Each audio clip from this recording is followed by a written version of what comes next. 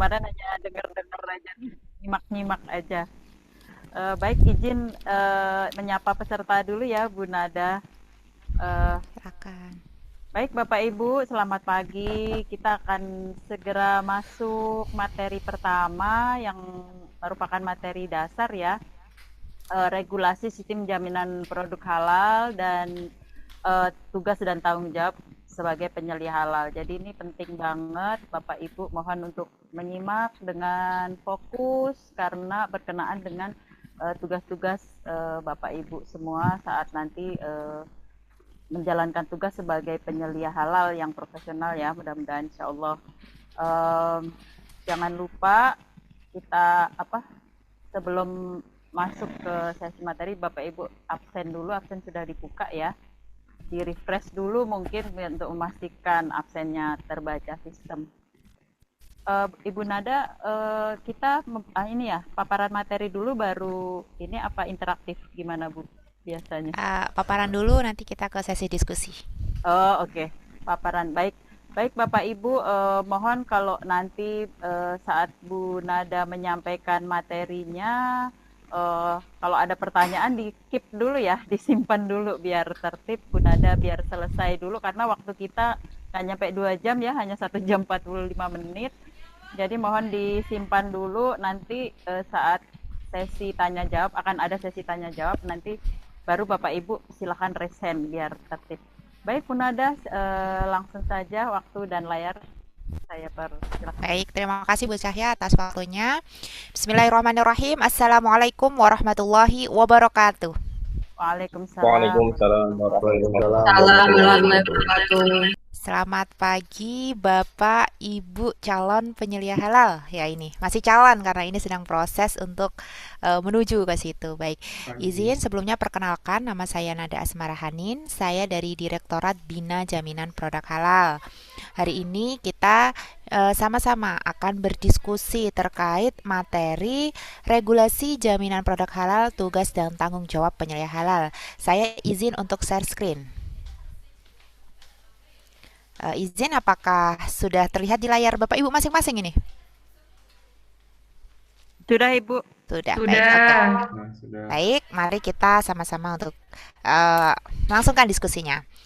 Uh, Sebelumnya Bapak Ibu, sebelum kita ke materi, mari kita kembali untuk mengingat firman Allah Subhanahu wa taala. Dalam Quran surat Al-Baqarah ayat 168, Bismillahirrahmanirrahim. Ya ayuhan nasu kulu mimma fil ardi halalan thayyiba wa la tattabi'u khutuwatis syaitan innahu lakum aduwwum mubin. Wahai manusia, makanlah sebagian makanan di bumi yang halal lagi baik, dan janganlah mengikuti langkah-langkah setan. Sesungguhnya ia bagimu merupakan musuh yang nyata. Bapak Ibu, firman ini kembali mengingatkan kepada kita bahwa Allah Subhanahu wa taala tahkan kita sebagai khalifah di bumi ini, sebagai manusia yang hidup di bumi ini untuk untuk memakan makanan yang halal lagi baik yang ada di bumi ini. Artinya ketika Bapak Ibu nanti menjadi bagian dari penggerak ekosistem halal di Indonesia sebagai penyelia halal, berarti adalah orang dari garda terdepan yang siap untuk mempersiapkan atau siap untuk menjadi barrier kepada umat manusia ketika akan mengkonsumsi makanan yang halal lagi baik, dan insya Allah ini nanti akan menjadi ibadah bagi kita semua. Nah, sebelumnya, sebelum kita masuk juga ke materi, kita akan lebih dahulu terkait dengan jaminan produk halal. Apa itu jaminan produk halal, Bapak Ibu? Jaminan produk halal itu adalah kepastian hukum terhadap kehalalan suatu produk yang dibuktikan dengan sertifikat halal. Artinya, segala produk yang telah ada label halalnya dan telah memiliki sertifikat halal, dia itu telah terjamin kepastian hukumnya bahwa dia itu sudah halal. Suatu contoh Bapak Ibu, ayam. Apakah ayam yang dijual di pasar itu halal? Kita tahu bahwa ayam itu bukan hewan-hewan yang diharamkan Allah ya Bapak Ibu. Ayam itu halal. Tapi kita lihat apakah ayam tersebut telah dipotong secara syar'i atau tidak. Apakah dia menggunakan bismillah? Apakah memotong uratnya dengan sempurna? Apakah menggunakan pisau yang tajam? Untuk menuju suatu syariat tersebut ada persyaratan atau step-step yang harus dilalui. Nah, ketika ayamnya telah dia telah memiliki label halal dan telah memiliki sertifikat halal, artinya tempat pemotongan ayam tersebut telah diaudit, telah diperiksa bahwa dia telah melewati step-step untuk menuju syariat itu. Jadi, ketika kita ditanya apakah ayam yang dijual di situ halal apa enggak? Ayam halal enggak? Kita lihat dulu dia telah memiliki sertifikat halal atau tidak. Kalau belum, berarti belum ada jaminan bahwa ayam tersebut telah melalui step-step dan syarat-syarat untuk menuju suatu syariat itu. Tapi ketika ayam tersebut telah mendapatkan sertifikat halal dengan ada tanda label halal di situ, artinya ayam atau makanan-makanan atau produk-produk atau jasa-jasa lain itu telah melalui suatu kesatuan untuk mendapatkan syariat kehalalan. Nah, tujuan jaminan produk halal itu apa? Kita kembali lagi. Karena ini 90% adalah dapur SPPG ya Bapak Ibu ya. Nah, apakah dapur itu telah terjamin kehalalannya? Saya menggunakan 100%-nya bahan-bahan yang kami gunakan halal kok. Kami tidak menggunakan bahan-bahan yang non halal. Nah, tapi kalau belum ada jaminan, belum melewati suatu step untuk mendapatkan sertifikat halal, berarti belum terjamin. Nah, ketika Bapak Ibu bisa mendeklar bahwa dapur kami 100% menggunakan halal, dapur kami terjamin kehalalannya dengan dibuktikan sertifikat halal dan adanya label halal, sehingga dapur kami 100% terjamin produknya itu adalah halal semua begitu. Jadi kalau ditanya dapur kami halal apa enggak? Apa buktinya? Oh, buktinya adanya sertifikat halal gitu. Tujuannya apa? Tujuannya jaminan produk halal ini. Tujuannya itu adalah memberikan kenyamanan, keamanan, keselamatan dan kepastian ketersediaan produk halal bagi masyarakat dalam mengkonsumsi dan menggunakan produk. Selanjutnya, setelah dia itu memberikan rasa nyaman, aman, rasa tentram kepada konsumen, pastinya akan ada nilai tambah bagi pelaku usaha untuk memproduksi dan menjual produk halal. Ketika Bapak Ibu dihadapkan pada suatu produk yang sama-sama nih produknya, kualitasnya sama, tapi satunya berlabel halal dan satunya tidak. Pastinya Bapak Ibu akan memilih yang sudah terjamin dengan adanya label halal. Begitu kan Bapak Ibu? Begitu juga dengan konsumen-konsumen di luar sana. Adanya label halal saat ini itu bukan untuk suatu umat saja, bukan untuk tanda bagi suatu golongan saja, tapi label halal saat ini telah menjadi satu mutu, tambahan mutu bagi produk dalam nilai produksi dan nilai jualnya begitu. Nah, Bapak Ibu, hari ini kita akan membahas 5 outline subbab materi ya Bapak Ibu. Nanti kita akan membahas terkait sejarah sertifikasi halal di Indonesia. Kemudian ada regulasi-regulasi, ada regulasi dasar dan nanti ada regulasi teknis panduan Bapak Ibu nanti dalam menjadi penyelia halal. Kemudian subbab materi ketiga kita akan membahas terkait sertifikasi halal. Subbab materi keempat nanti kita akan membahas label halal. Dan yang terakhir kita akan membahas terkait penyelia halal. Masuk pada subbab materi pertama, yaitu terkait sejarah sertifikasi halal di Indonesia. Bapak Ibu, dulu sertifikat halal ini belum menjadi kewajiban Bapak Ibu di Indonesia. Dulu itu masih isu kesehatan, lalu kemudian berkembang menjadi voluntary atau sukarela, dan saat ini telah menjadi kewajiban karena ada undang-undang yang mengaturnya. Dulu Bapak Ibu pada tahun 76, Menteri Kesehatan mengeluarkan regulasi terkait pelabelan untuk produk non halal atau mengandung babi. Kemudian pada tahun 88, adanya kasus lemak babi yang saat itu menjadi sorotan publik. Kemudian pada tahun 89, berdirinya Lembaga Sertifikasi Halal Non-Pemerintahan atau yang biasa kita dengar LPPOM MUI. Kemudian pada tahun 2014 terbitnya Undang-Undang Nomor 33 Tahun 2014 terkait kewajiban sertifikasi halal di Indonesia. Kemudian pada tahun 2017 berdirinya BPJPH di bawah Kementerian Agama. Nah, pada tahun 2021 sampai 2023 2039 Bapak Ibu adanya penahapan sertifikasi halal. Artinya yang wajib bersertifikasi halal di Indonesia itu ada step-stepnya. Stepnya di sini maksudnya tidak seluruh produk langsung saklek pada tanggal itu juga harus sertifikat halal. Tapi nanti kita akan bahas di slide selanjutnya, yaitu ada penahapannya dari tahun 2024 produk apa saja yang wajib bersertifikat halal, kemudian di 2026 tahun ini ada produk-produk apa saja, nanti ada di tahun 2029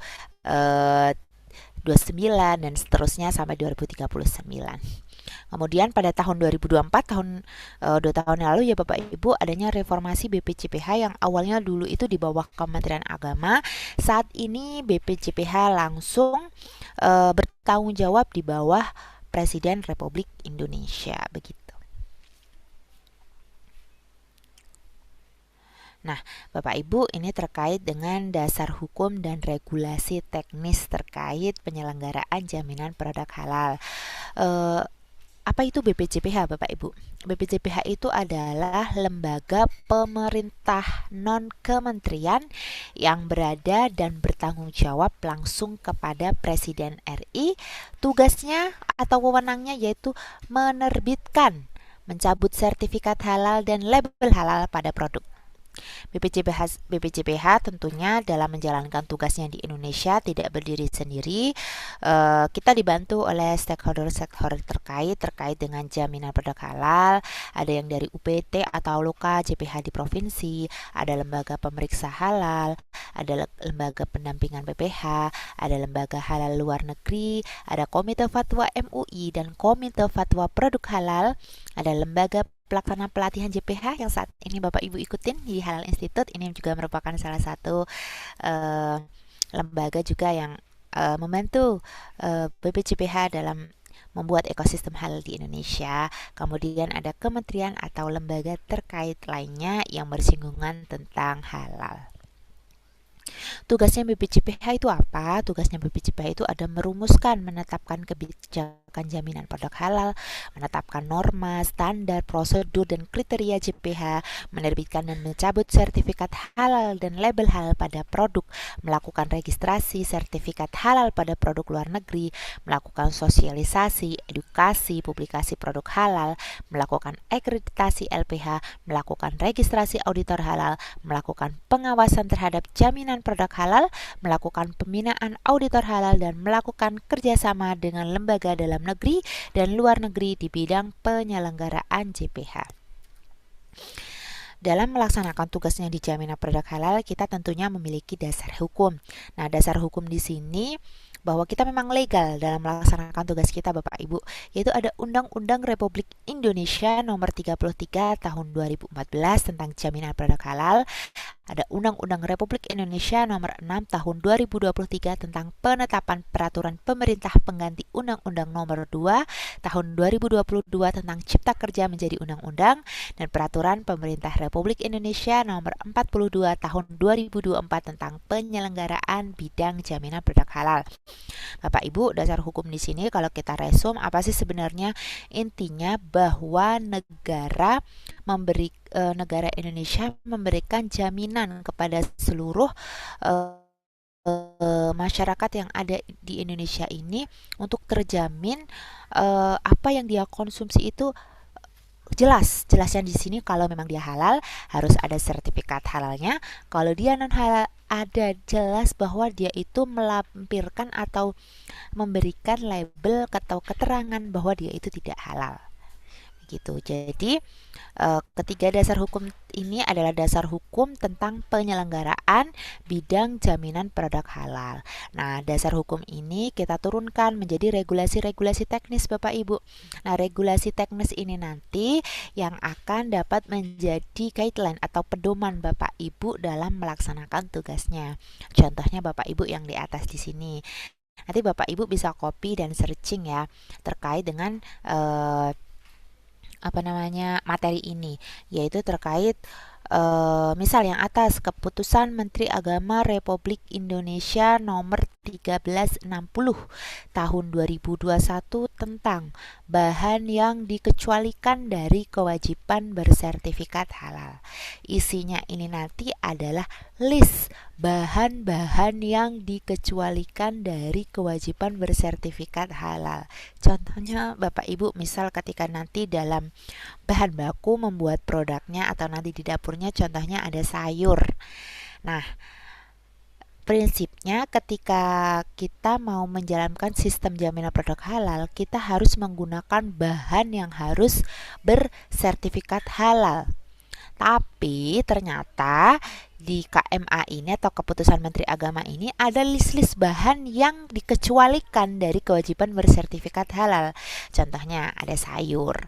Sayur itu kan adalah sayur segar yang kita ambil dari petani lalu dijual di pasar dan kita beli. Tanpa ada proses pengolahan, tanpa ada proses penyimpanan yang tingkat tinggi. Jadi dia itu masih segar begitu Bapak Ibu. Nah, dia itu masuk ke dalam bahan yang dikecualikan dari kewajiban bersertifikat halal. Jadi Bapak Ibu nanti perlu membedah nih di KMA 1360 apa saja sih bahan-bahan yang dikecualikan dari kewajiban bersertifikat halal yang ketika saya gunakan nanti saya tidak perlu mengetahui dia itu telah bersertifikat halal atau tidak. Contohnya lagi ada telur biasa, telur ayam. Telur ayam itu kan tanpa proses pengolahan, langsung dari ayam peternak dijual dan kita langsung beli, lalu kita olah. Di situ kan tidak ada tambahan-tambahan apapun. Beda lagi kalau nanti ada telur omega ya Bapak Ibu. Telur omega itu kan sudah ada tambahan-tambahannya. Seperti itu. Nah, nanti yang kedua nih, ada Keputusan Menteri Agama nomor 944 terkait jenis produk yang bersertifikat halal. Jadi ada kebalikan dari yang atas. Kalau yang atas tadi adalah bahan-bahan yang dikecualikan dari kewajiban sertifikat halal, sementara yang bawah ini adalah jenis produk yang wajib bersertifikat halal. Contohnya, misal menggunakan daging. Daging itu ternyata masuk di KMA 944, yaitu adalah jenis produk yang wajib bersertifikat halal. Artinya ketika Bapak Ibu nanti di dalam unit usahanya menggunakan bahan baku daging sebagai bahan baku produksinya, harus menggunakan daging yang wajib sudah bersertifikat halal, sehingga Bapak Ibu nanti bisa lolos dalam pengajuan sertifikat halal. Nah, Bapak Ibu, nah poin 1, 2, 3 ini nanti itu adalah poin awal Bapak Ibu yang harus apa namanya jadi kitab sucinya lah nanti, kitab suci penyelia lah ini Bapak Ibu, yang akan menjadi pedoman pegangan Bapak Ibu dalam melaksanakan tugasnya nanti. Harus dipunyai file ini. Nanti Bapak Ibu nanti akan saya share atau nanti panitia share, harus dipelajari terkait ini. Jadi penyelia wajib tahu, karena kalau nggak tahu nggak mungkin bisa mengajukan sertifikat halal, karena dia harus tahu ini. Nanti dibedah satu-satu yang tidak mungkin kita bedah di sini, tapi saya spill di sini bahwa isinya kira-kira seperti itu. Misal ada produk saya menggunakan apa ya, contohnya lagi menggunakan bumbu merek A. Nah, dia masuk di produk yang wajib bersertifikat halal atau yang tidak dikecualikan dari kewajiban bersertifikat halal nih. Nah, di situ nanti kita bisa ketahui dengan membuka kitab suci nih, kitab suci nomor 944 atau 1360. Di situ ada listnya. Nanti Bapak Ibu dapat menentukan mana produk-produk yang dikecualikan dari kewajiban bersertifikat halal atau produk-produk yang wajib bersertifikat halal. Selain dari kitab suci nomor 1, 2, 3 ini Bapak Ibu ada lagi nanti terkait pedoman-pedoman atau standar-standar yang Bapak Ibu dapat gunakan. Ada misalnya ada standar operasional prosedur layanan permohonan sertifikat halal. Jadi di sini nanti Bapak Ibu dapat mengetahui SOP-nya dalam permohonan sertifikat halal itu seperti apa. Di sini telah ditulis secara lengkap. Kemudian ada lagi tentang tata cara permohonan perubahan data pada sertifikat halal. Sertifikat halal saya sudah jadi, tapi saya ingin mengganti perubahan datanya, apakah bisa? Nah, di sini telah dijelaskan tata caranya permohonannya seperti apa. Kemudian Bapak Ibu nanti akan menyusun SCPH, kriteria SCPH itu seperti apa. Nanti Bapak Ibu wajib namanya penyelia harus mengetahui SCPH dan menyusun SCPH itu. Nah, di sini akan ada pedoman kriteria sistem jaminan produk halal itu seperti apa. Kemudian nanti ada lagi terkait manual SCPH untuk yang self declare itu bagaimana, dan banyak sekali regulasi-regulasi teknis yang sudah kami rangkum menjadi 3 slide Bapak Ibu.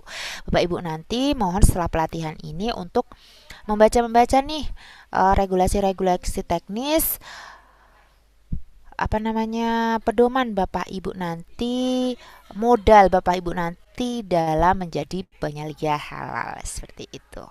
Nanti akan kami share PPT-nya ini sehingga dapat Bapak Ibu jadikan di copy paste saja, nanti kita search di browser, nanti insya Allah akan dapat di-download dan dapat dibaca ya Bapak Ibu. Begitu. Sebelumnya sebentar saya izin ambil charger.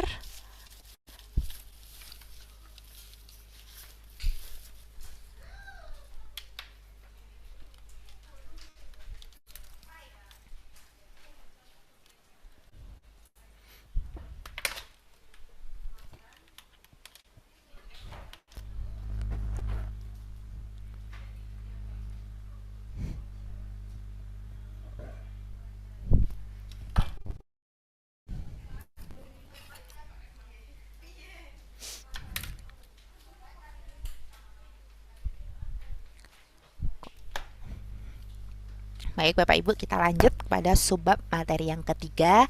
Ini terkait dengan sertifikasi halal. Nah Bapak Ibu, berdasarkan PP nomor 42 terkait tentang kewajiban bersertifikat halal, bahwa segala produk apapun yang masuk, beredar, dan diperdagangkan di Indonesia wajib untuk bersertifikat halal.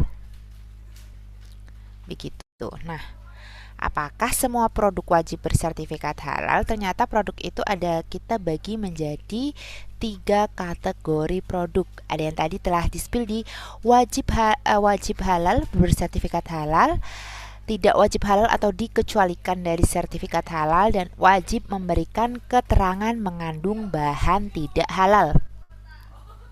Yang wajib halal tadi, wajib bersertifikat halal ada di KMA 944, maaf ini kurang, 944 dan 748, yaitu tentang produk-produk yang wajib untuk bersertifikat halal. Contohnya ada restoran, kaki lima, kemudian produk yang melalui proses pengolahan, misal juga dengan SPPG ini, berarti wajib untuk bersertifikat halal ya, karena produk tersebut telah melalui proses pengolahan.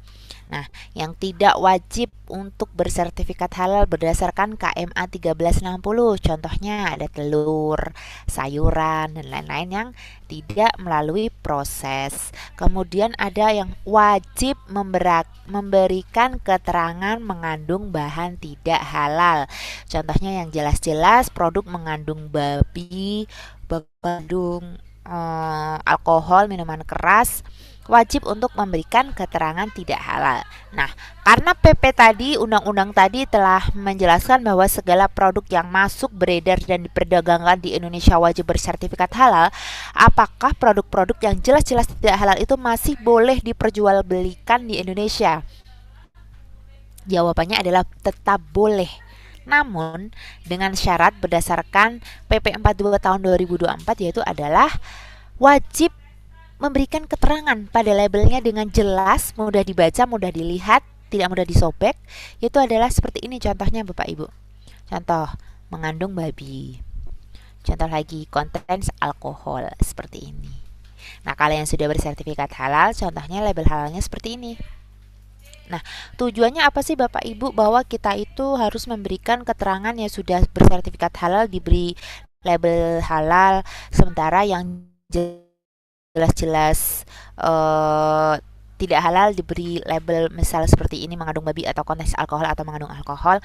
Jawabannya adalah memberikan informasi kepada konsumen bahwa nanti ketika konsumen tersebut mengkonsumsi produk A, dia dengan secara sadar dan secara jelas dan mengerti bahwa dia itu memilih mengkonsumsi mana yang halal dan tidak halal. Artinya jangan sampai nanti ada konsumen yang dia itu sebenarnya pengen makanan yang halal, tapi karena di makanan atau produk tersebut tidak ada informasi bahwa produk tersebut tidak bahwa produk tersebut tidak ada informasi mengandung yang non halal, dia apa ya namanya, kebablasan secara tidak sadar makan yang non halal. Nah, dengan adanya label halal dan non halal ini diharapkan konsumen nanti ketika dia makan yang memang mengandung babi tapi ada labelnya mengandung babi, dia secara sadar, oh saya akan memakan makanan yang halal karena jelas ada label halalnya, bukan karena saya tidak sengaja makan makanan yang mengandung babi karena tidak ada informasi pada produk tersebut. Nah, itu kan artinya memberikan rasa tidak aman, rasa tidak nyaman kepada konsumen. Padahal salah satu tugas dari negara adalah memberikan rasa aman, rasa nyaman kepada masyarakatnya. Nah, tadi kita bahas terkait penahapan kewajiban sertifikat halal. Kewajiban sertifikat halal itu tadi, Bapak Ibu, pada tahun 2024, Oktober 2024, telah ada kewajiban bersertifikat halal bagi produk jenis produk makanan, minuman, jasa hasil sembelihan, bahan baku, tambahan pangan, dan penolong untuk produk makanan dan minuman. Nah, Bapak Ibu, 2024 kemarin kan sudah ada makanan minuman, tapi ternyata kita relaksasi untuk produk makanan dan minuman pelaku usaha kategori mikro kecil direlaksasi sampai Oktober 2026 ini. Sehingga setelah melewati Oktober 2026 ini, produk makanan minuman yang masuk beredar di Indonesia wajib semuanya harus bersertifikat halal. Kalau tidak gimana? Kalau tidak nanti tentunya akan ada sanksi-sanksi yang dapat ditindaklanjuti. Nah, selanjutnya pada tahun 2026, tahun ini ya berarti, apa saja sih produk-produk yang wajib bersertifikat halal? Ada obat tradisional suplemen, ada kosmetik, produk kimiawi rekayasa genetik, barang gunaan, sandang aksesoris, perbekalan rumah tangga, ibadah muslim kantor, alat kesehatan kategori A.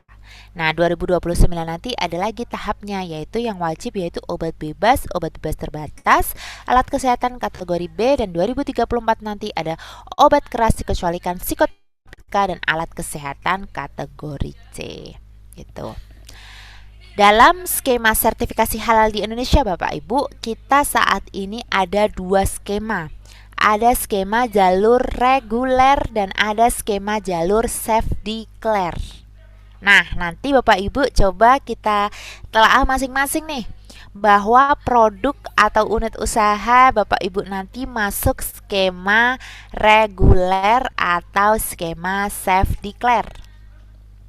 Nah, kalau reguler itu apa? Kalau sertifikat reguler yaitu adalah sertifikat halal melalui pemeriksaan dan atau pengujian kehalalan produk oleh LPH. Artinya nanti unit usaha atau produk Bapak Ibu ketika mendaftarkan untuk mendapatkan sertifikat halal harus melalui pemeriksaan dan pengujian. Nanti akan ada auditor yang datang untuk mengaudit, memeriksa, nanti akan dilaporkan, disidangkan di komite fatwa, dan sehingga ketika lolos terbitlah sertifikat halalnya. Nah, syaratnya apa saja? Syaratnya skala usahanya bisa baik itu besar, menengah, kecil, mikro, bisa mendaftarkan skema ini. Jadi sebenarnya sapu jagat reguler ini tuh bisa baik itu mau kecil, mikro, besar, menengah bisa mendaftarkan skema reguler. Nah, produknya itu adalah barang jasa, kemudian aktor pemeriksanya auditor halal, penetapan halalnya oleh Komite Fatwa MUI dan Komite Fatwa Produk Halal. Durasi kerjanya adalah 21 hari kerja dengan catatan tidak ada pengembalian atau revisi. Nah, untuk yang self declare Untuk self declare itu apa? Self declare ini adalah sertifikasi halal yang dilakukan berdasarkan pernyataan pelaku usaha. Ada syarat-syarat yang dia itu harus atau yang bisa masuk skema self declare Bapak Ibu. Skala usahanya hanya terbatas untuk mikro kecil, menengah besar berarti tidak boleh. Produknya hanya untuk kategori makanan dan minuman. Sekali lagi makanan dan minuman, artinya jasa seperti dapur SPPG berarti tidak bisa untuk masuk self declare, harus ke skema reguler.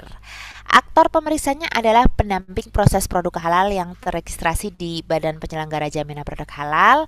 Penetapan halalnya adalah Komite Fatwa Produk Halal, durasinya adalah 12 hari kerja. Nanti Bapak Ibu akan kami share juga terkait yang bisa masuk pada syarat-syarat self declare itu apa saja, karena kemarin di pelatihan pelatihan saya kebetulan kemarin mengisi pelatihan di untuk SPPG juga, mereka masih bingung nih, saya masuk skema reguler apa self declare nih Bu, saya bisa nggak masuk self declare, karena kan self declare sekarang itu ada program sehati sertifikat halal gratis ya Bapak Ibu. Cuma self declare ini ada syarat-syaratnya, ketika tidak bisa masuk kategori syarat tersebut berarti dia tidak bisa syarat self declare.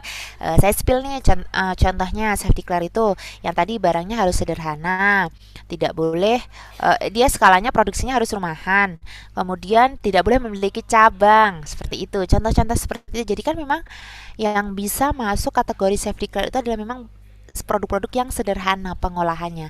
Kalau yang produknya kompleks, produknya banyak, skalanya sudah besar, dia harus masuk skema reguler, karena nanti yang memeriksa juga lebih apa namanya, tingkat ketelitiannya harus lebih tinggi juga begitu. Nah, akses pengajuan sertifikasi halal nanti Bapak Ibu dapat masuk pada link berikut Bapak Ibu di ptsp.halal.co.id. Dimanapun, kapanpun Bapak Ibu bisa mendaftarkan sertifikat halalnya. Tidak perlu datang ke BPJPH, ke PTSP-nya. Jadi dimanapun Bapak Ibu bisa mendaftarkan produk atau unit usaha masing-masing Bapak Ibu. Nah, di sini sertifikasi halal reguler, di sini ada jenis-jenis dokumen yang nanti Bapak Ibu perlu siapkan. Nanti dapat perlu upload atau nanti isi di ketika nanti masuk ke ptsp.co.halal.co.id begitu. Format-formatnya nanti dapat diunduh, nanti akan kami berikan materinya. Kita masuk ke subbab materi yang keempat, yaitu terkait label halal. Nah, Bapak Ibu, tentunya Bapak Ibu pasti tidak asing dengan label halal yang warna hijau ini ya Bapak Ibu. Nah, memang dulu itu sebelum adanya amanat dari negara terkait penyelenggaraan jaminan produk halal di Indonesia, dulu label halal ini adalah sifatnya voluntary atau sukarela, dilaksanakan oleh organisasi masyarakat Islam yaitu LPPOM, MUI, dan logo halalnya seperti ini. Nah, saat ini sejak adanya PP nomor 39 tahun 2021 menjadi seperti ini, Halal Indonesia. Labelnya seperti ini ya Bapak Ibu. Nah, logo halalnya Bapak Ibu ternyata ada aturannya nanti ketika Bapak Ibu dalam penggunaan logo halalnya ini. Ungu warnanya adalah warna utama logo halal, dapat digunakan di media promosi. Nanti ketika Bapak Ibu menggunakan booth atau merchandise atau di umbul-umbul bisa digunakan. Jenis huruf label halalnya adalah road fat, warna hitam dan putih. Jadi bisa menggunakan ini hitam, ini putih, bisa digunakan jika memang nanti tidak kan menggunakan warna ungu. Misal background produk saya sudah ungu, masa saya harus menggunakan ungu, nggak kelihatan dong. Ya bisa menggunakan hitam atau putih. Nah, seperti itu.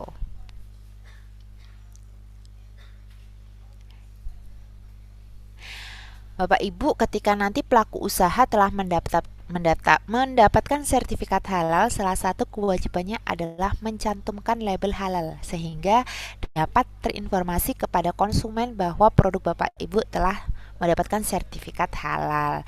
Dicantumkan pada kemasan produk, bagian tertentu dari produk, dan atau tempat tertentu pada produk. Labelnya harus mudah dilihat, dibaca, serta tidak mudah dihapus atau dilepas dan dirusak sesuai dengan ketentuan perundang-undangan. Produk yang kemasannya pengecualian produk yang kemasannya terlalu kecil sehingga tidak mungkin dicantumkan seluruh keterangan, produk yang dijual dan dikemas secara langsung di hadapan pembeli dalam jumlah kecil, produk yang dijual dalam bentuk curah, dan produk dijual terbatas. Nah, misalnya SPPG, apakah SPPG nanti ketika di produk makanannya telah mendapatkan sertifikat halal, apakah perlu di produk-produknya?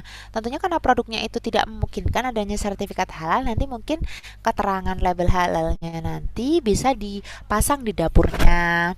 Kemudian bisa nanti kalau mau dipasang juga di sarana distribusinya itu bisa. Jadi tidak di produknya tidak apa-apa. Kita masuk sebab yang terakhir Bapak Ibu, yaitu terkait penyelia halal. Nah, yang di hadapan Bapak Ibu ini adalah lembaga aktor penguat dan pelaksana ekosistem halal di Indonesia. Kita lihat Bapak Ibu, penyelia halal lokasinya di sini. Nanti Bapak Ibu, ini adalah pelaku usaha. Pelaku usaha akan memberikan amanat, bukan memberikan amanat, memberikan tugas kepada seseorang untuk menjadi penyelia halalnya atau juru sembelih halal ya, kalau dia itu RPH, RPU, TPH, TPU. Ketika dia nanti masuk ke skema reguler, akan diaudit oleh auditor halal dan SDM syariah dari lembaga pemeriksa halal dan diperiksa oleh MUI atau Komite Fatwa MUI. Kalau pelaku usahanya nanti skema self declare, dia nanti akan diaudit oleh pendamping proses produk halal dari LP3H atau lembaga pendampingan proses produk halal dan akan diperiksa oleh Komite Fatwa. Kewajiban pelaku usaha berdasarkan pasal 50 PP 42 tahun 2024 itu apa? Yaitu salah satunya adalah memiliki penyelia halal. Nah, Bapak Ibu, setiap lini usaha itu yang akan mendaftarkan sertifikat halal, dia itu harus memiliki penyelia halal. Artinya keberadaan Bapak Ibu itu adalah kewajiban dari owner atau pelaku usahanya.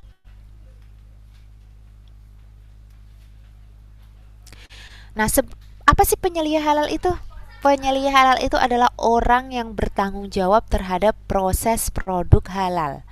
Penyelia halal tadi ditetapkan oleh pimpinan perusahaan dan dilaporkan kepada BPJPH. Apa saja tugas dan tanggung jawabnya? Tugas penyelia halal berdasarkan pasal 58 PP 42 nih. 1. Mengawasi proses produk halal di perusahaan. 2. Menentukan tindakan perbaikan dan pencegahan. 3. Mengkoordinasikan proses produk halal. 4. Mendampingi auditor halal LPH pada saat pemeriksaan.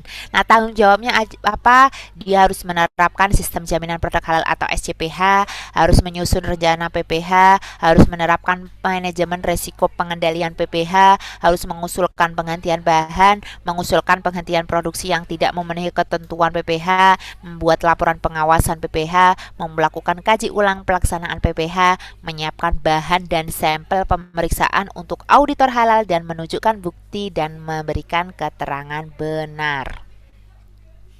Nah, penyelia halal ini nanti itu tahapnya itu pelaksanaan atau tugasnya itu ada 3. Kita bagi jadi 3 nih Bapak Ibu, yaitu ada persiapan, ada pelaksanaan, dan pemantauan evaluasi.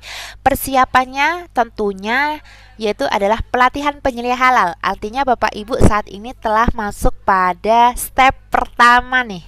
Sudah nanti kalau lulus, jadi telah gugur nih tahap persiapannya, yaitu pelatihan penyelia halal. Nah, setelah pelatihan mendapatkan sertifikat halal atau bagi yang ingin lanjut untuk sertifikat kompetensi penyelia halal, selanjutnya adalah proses pelaksanaan, yaitu pengajuan permohonan sertifikat halal. Jadi Bapak Ibu ketika nanti pengajuan sertifikat halal, salah satu kewajiban pelaku usaha tadi kan harus memiliki penyelia halal. Jadi kalau belum memiliki penyelia halal belum bisa melakukan pengajuan sertifikat halal.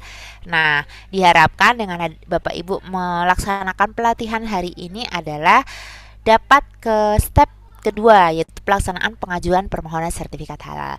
Nah, setelah pengajuan dan mendapatkan sertifikat, nanti tugas Bapak Ibu yang terus berlanjut adalah pemantauan dan evaluasi terkait pelaksanaan sistem jaminan produk halal, yaitu memantau bahwa jenis bahannya, produknya, proses produksinya nanti harus tetap sesuai syariat atau sistem jaminan produk halal. Nah, syarat penyelia itu apa? Coba kita periksa nih masing-masing Bapak Ibu. Sudah masuk nggak nih dalam syaratnya, atau jangan-jangan saya tidak termasuk kategori nih. Salah satu syaratnya yang pertama yaitu beragama Islam. Insya Allah saya yakin di sini sudah mengetahui bahwa penyelia itu harus beragama Islam. Kenapa harus beragama Islam? Eh, Berimplikasi dengan syarat yang kedua, yaitu karena harus memiliki wawasan luas dan memahami syariat tentang kehalalan, dibuktikan dengan sertifikat penyelia halal. Begitu Bapak Ibu. Nah Bapak Ibu, ada pertanyaan yang sering juga, saya cukup pelatihan penyelia saja atau saya harus juga uji kompetensi?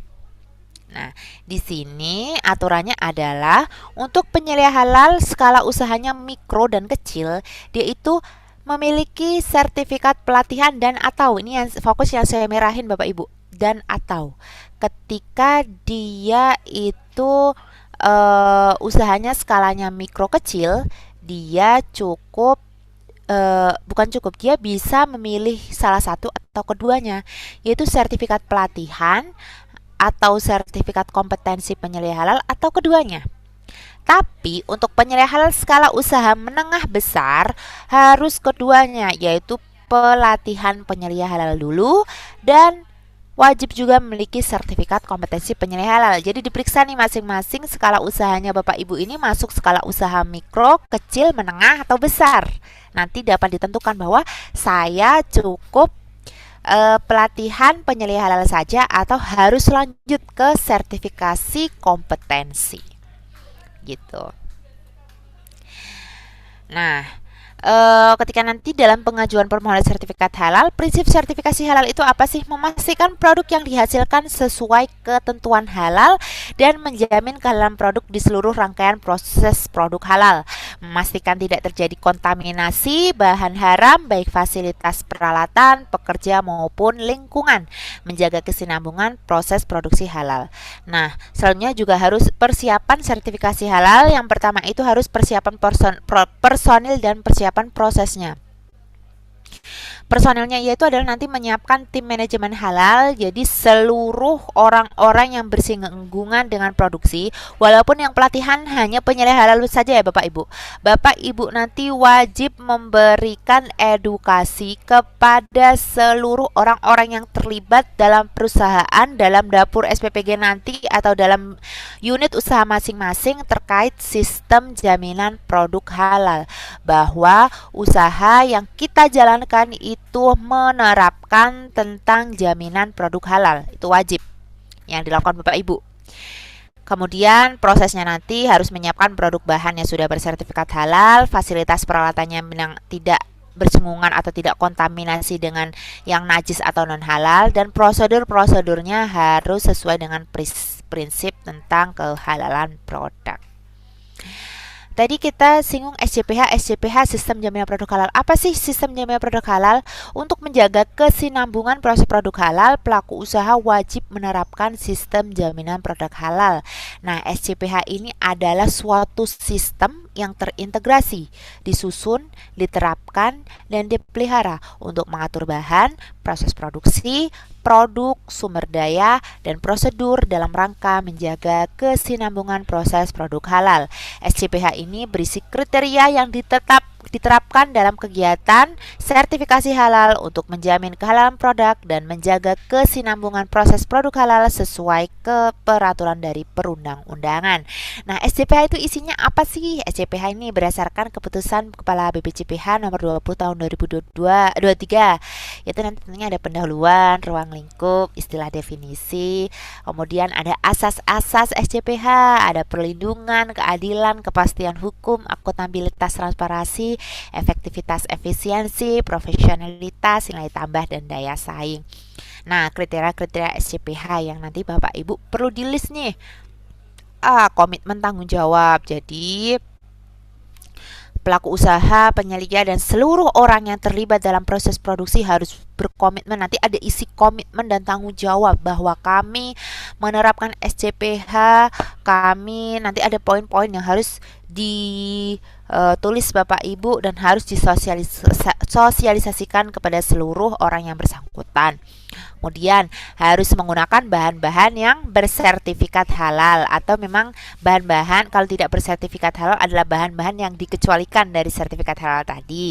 Kemudian ada proses produk halalnya, harus sesuai dengan syariat terkait kehalalan. Produk-produknya harus produk-produk yang memang sesuai syariat juga, dan pemantauan evaluasi. Jadi Bapak Ibu ketika nanti telah mendapatkan sertifikat halal, apakah tugas penyelia selesai sampai di situ? Tidak Bapak Ibu. Perlu adanya pemantauan evaluasi yang informasinya terdokumentasi. Jadi harus dilaporkan. Nanti misal setiap 6 bulan sekali atau setiap berapa bulan sekali, saya harus melakukan pemantauan, evaluasi apakah bahan-bahan yang saya gunakan itu sama dengan yang saya daftarkan. Apakah jangan-jangan bahannya ada yang sudah tidak beredar atau pabriknya tutup sehingga saya harus ganti. Nah, itu harus dipantau, evaluasi, dan dilaporkan kepada BPJPH. Terus apakah prosesnya sesuai dengan yang saya daftarkan dulu, atau ada perubahan nih karena misal saat ini saya ada personil yang berubah. Personil yang berubah kan artinya berarti harus dilaporkan. Berarti kalau personilnya berubah, dia harus diedukasi juga terkait SCPH. Dan seluruh rangkaian prosesnya itu harus dievaluasi Bapak Ibu. Jadi tidak hanya berhenti sampai proses pendaftaran saja. Nah, ini ada peran aktor layanan sertifikat halal. Bapak Ibu nanti ketika dia skemanya reguler, kalau BPJPH itu tugasnya adalah menerima pengajuan permohonan sertifikat Bapak Ibu melalui laman ptsp.go.halal.id. Ada pemeriksaan kelengkapan dokumen permohonan sertifikat dan penerbitan sertifikat. Kemudian nanti akan diperiksa oleh LPH, pemeriksaan dan atau pengujian kehalalan produk oleh auditor halal, dan nanti penetapan kehalalan produknya oleh MUI atau Komite Fatwa Produk Halal. Kalau skemanya self declare, nanti bedanya adalah aktor pemeriksanya. Aktor pemeriksanya nanti adalah verifikasi dan validasi pernyataan halal UMK oleh pendamping proses produk halal. Ini ada syarat-syarat dari pengajuan sertifikat halal. Nah, Bapak Ibu nanti ketika telah mendapatkan sertifikat halal bentuknya seperti ini. Terdiri dari bahasa Indonesia, Inggris, dan Arab. Nanti di sini ada jenis produknya, nama produknya apa, pelaku usahanya siapa, alamatnya mana, dan nanti ada lampiran nih produk-produk apa saja yang didaftarkan Bapak Ibu. Sertifikat halal berlaku seumur hidup Bapak Ibu, kecuali tidak terdapat perubahan komposisi bahan atau proses dari produksinya. Ketika nanti ada perubahan komposisi bahan atau prosesnya, bisa melakukan pengembangan atau pendaftaran sertifikat halal baru.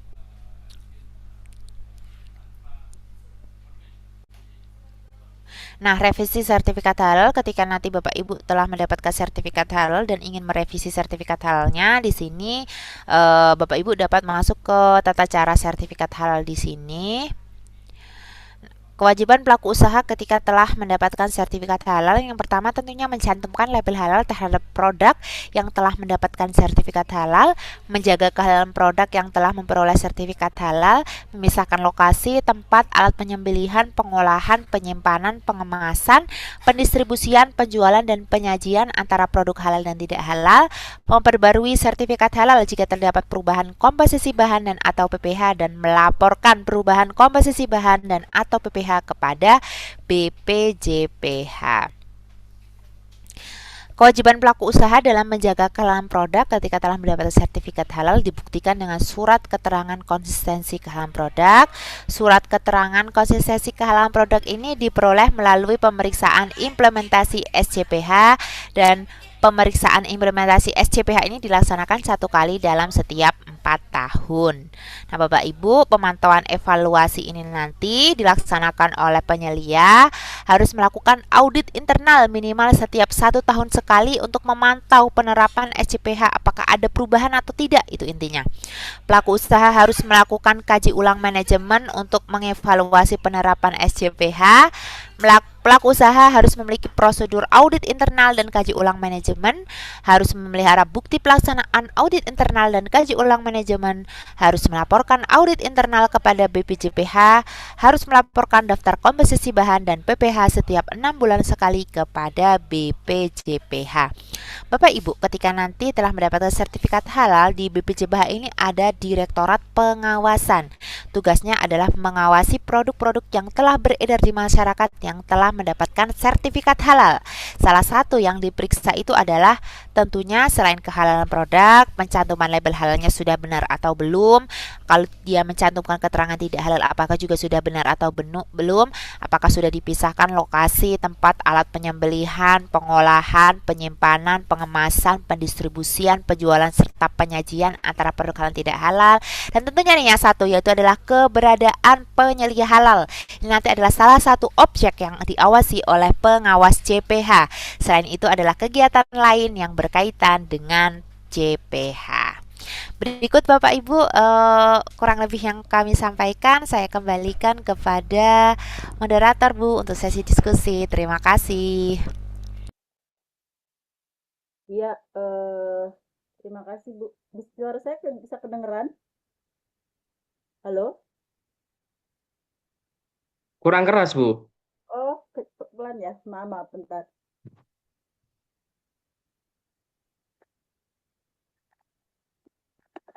Halo? Bisa tes? Baik, Sudah terdengarkah? sudah, Bu. Oh, oke. Harus pakai mic berarti. Baik, Halo, View. terima kasih. Ya, baik, terima kasih Bu Nada atas paparan materinya.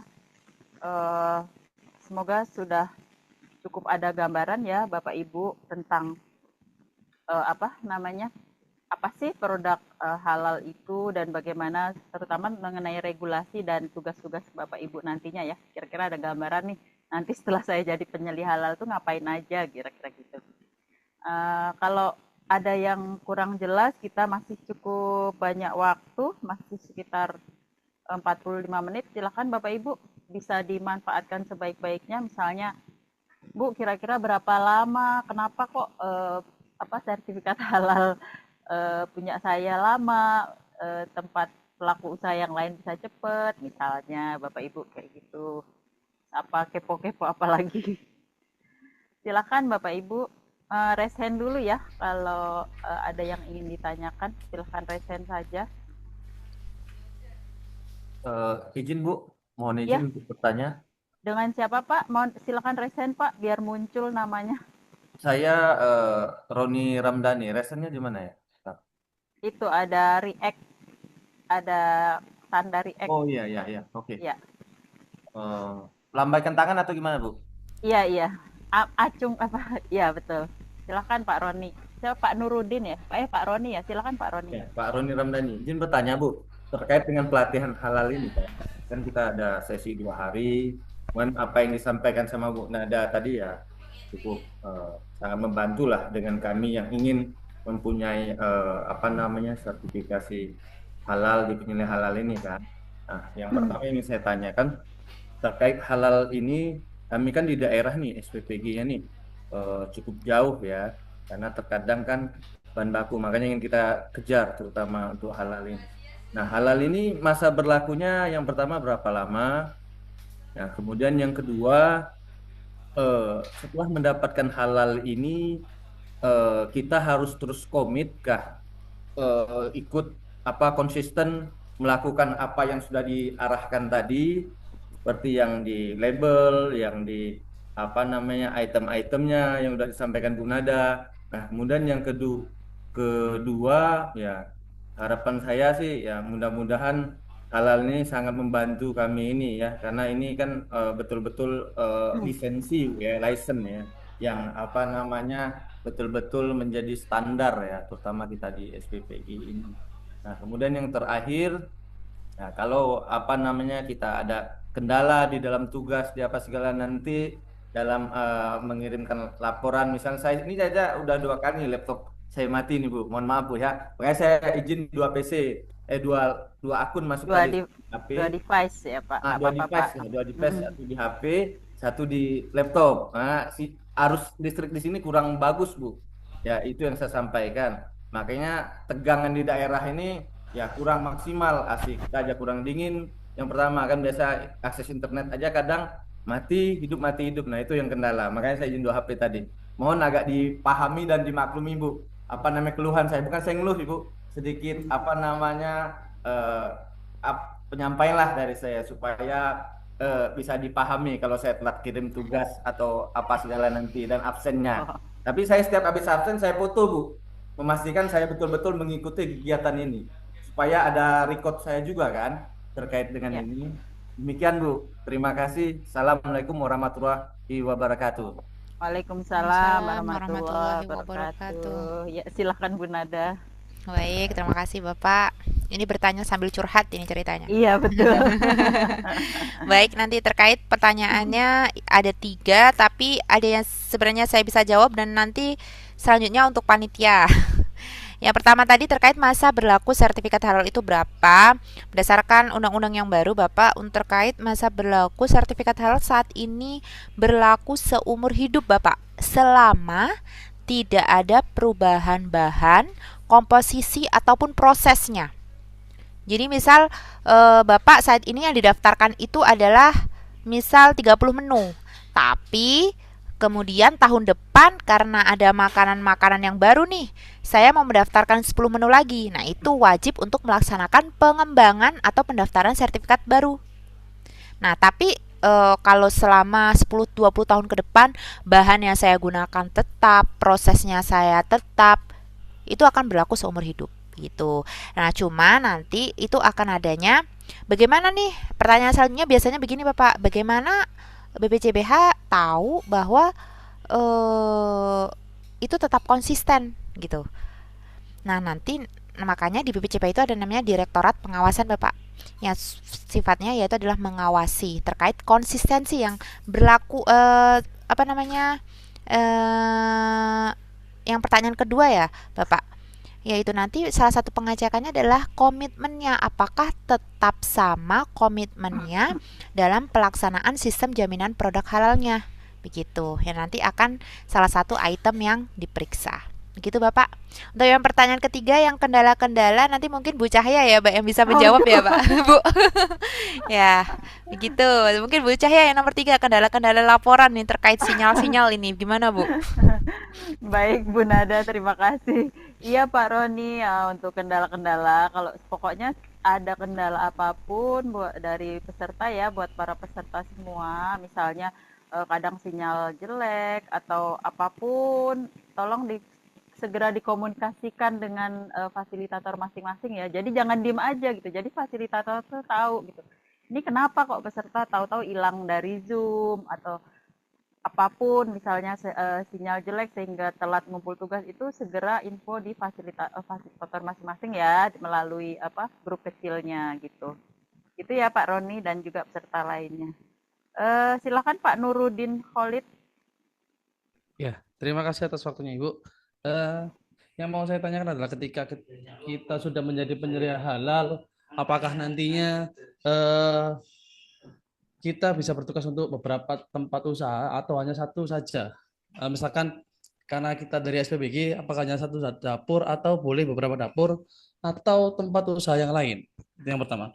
Untuk yang kedua, untuk uji kompetensi bagi penyedia halal itu berlaku berapa?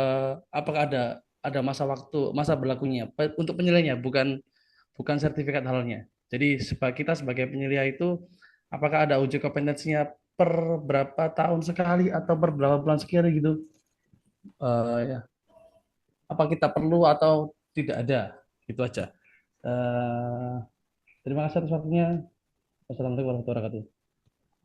Waalaikumsalam. Ya silakan Bu Nada. Baik, terima kasih Bapak. terkait dengan jumlah penyelia, apakah sebenarnya bisa menjadi penyelia di beberapa tempat begitu ya Pak ya? Kesimpulannya, sampai saat ini belum ada regulasi terkait pengaturan hal tersebut Bapak. Jadi selama belum ada regulasinya, jadi tetap bisa untuk menjadi penyelia di beberapa tempat. Cuma sekarang kalau SPPG ini kan aturannya berarti dari BGN. Kalau di BGN itu kalau tidak salah, nanti mohon koreksi Bapak, satu dapur satu penyelia. Kalau tidak salah seperti itu ya Bapak. Satu dapur satu penyelia. Nah, itu nanti mungkin keterkaitannya dengan BGN-nya. Bagaimana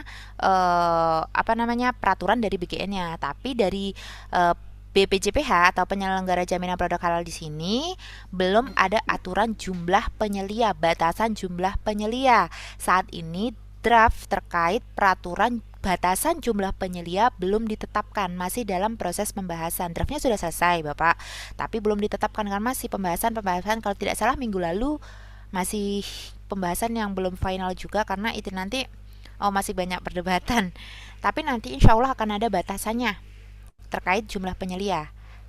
Kalau ditanya sekarang masih bisa, belum ada aturannya.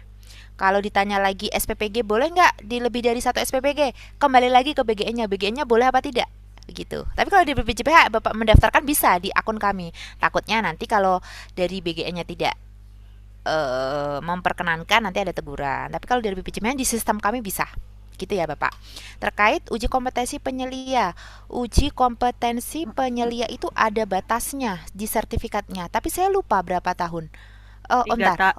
3 tahun, Bu. Ya, 3 atau 4 tahun. 4 tahun, 4 tahun. Teman saya ngasih 4 ya? tahu. Dengar. Ya, 4 tahun, Bu. 4 tahun. Kan 3 tahun ya? Ya, 4 tahun, Pak. Terkait uji kompetensi ya. Nanti kalau Bapak mau lanjut ke uji kompetensi, di situ biasanya ada expirednya. Tanggal expirednya berlaku sampai sekian gitu. Jadi semangat Bapak, semoga bisa sampai UKOM. Ya. Selanjutnya saya kembalikan Bu Cahya. Ya, baik. Izin Bu Nada menambahkan sedikit untuk sebentar ya Bapak. Izin menambahkan sedikit tadi terkait uji kom itu, kalau Bapak ingin lanjut uji kom harus ikut pelatihan lagi ya, karena skema pelatihannya berbeda Bu Nada. Oh iya, maaf saya lupa ini karena ini ya ya. SPPG. Oh iya, iya. astagfirullah, maaf Bapak. Begini Iya. Bapak, saya ulangi lagi. Jadi itu pelatihan penyelia itu kan ada sekarang kurikulumnya ada beberapa, ada yang untuk skema UMK yang Bapak Ibu sekarang ikutin, ada yang nanti penyelia untuk reguler. Nah, perbedaannya apa? Perbedaannya nanti adalah jumlah mata jam pelajarannya ya Jam Bu pelajaran. ya. Jam Iya, pelajarannya. Jadi Bapak Ibu salah satu syaratnya sama ini izin Bu kompetensi, ada 6 kompetensi, unit Oh, kompetensi. ya ada 6 unit kompetensi harus dilalui. Jadi Bapak ketika nanti mau mengikuti uji kompetensi harus mengikuti pelatihan yang reguler dulu, bukan yang ini. Begitu. Ya. Nanti lebih lengkapnya mungkin di Halal Institute ada ya Bu ya? Ada Bu. Ya. Ada. Boleh Bapak kalau yang ingin lanjut uji kom bisa ikut pelatihan yang skema reguler. Itu pelatihannya 3 hari Bu. Sama Ya. full day seperti ini tapi 3 hari dengan 6 unit kompetensi. Gitu ya, Bapak Ibu. Baik, terima kasih infonya Bu Cahya. Iya, sama-sama Saya Bu. lupa, saya ingatnya ini reguler. Iya. Ya. Baik, silahkan Pak Aditya Ahmad. Assalamualaikum warahmatullahi wabarakatuh. Terima kasih Bu Cahya atas kesempatannya. Izin Bu Dada bertanya. Yang pertama itu yang saya istilahnya ini penasaran sih di luar teknis.